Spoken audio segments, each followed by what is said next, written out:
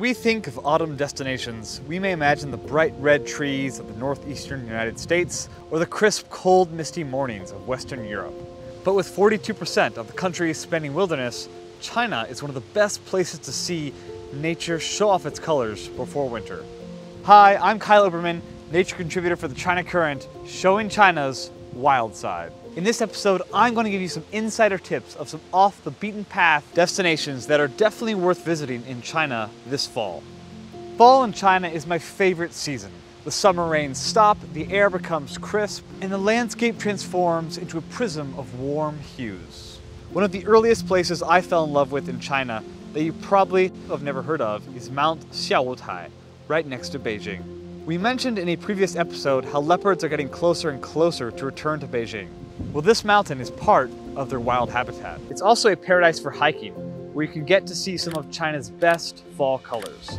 Hike through narrow canyons and escape to a destination few know about or visit.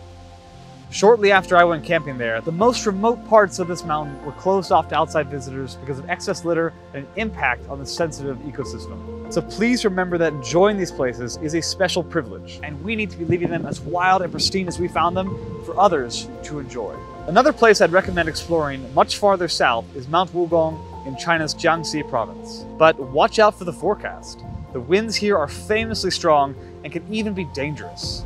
But if you get the timing right, this is one of the best hikes in China. Further inland, the Enjia Desert Poplar Forest in Inner Mongolia is truly one of a kind. The golden poplars framed by the desert and reflected in these desert oases make this location one of the most special experiences in China that is impossible to find elsewhere in the world. Speaking of color, let's not forget Panjin's Red Beach to the north of Beijing.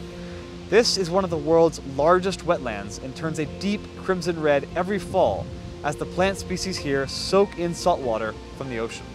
The sea of red looks simply otherworldly and is definitely worth the 6 hours journey from China's capital. And last but not least, there's Mount Suguniang, or the Four Sisters, and the surrounding valleys close to my home in Sichuan province. This is one of my personal favorite destinations, and it's only a 3.5 hours drive from Chengdu to the base of this Himalayan peak of over 6,000 meters in the Tibetan regions. Here, you'll not only encounter Tibetan culture, but an entirely different ecosystem filled with golden Chinese larch and also snow leopards, although you probably won't be lucky enough to see one. China's list of wild places are exhaustive, but these should definitely be on your to-do list this fall. Getting out into nature is the first step in learning to appreciate and take care of it.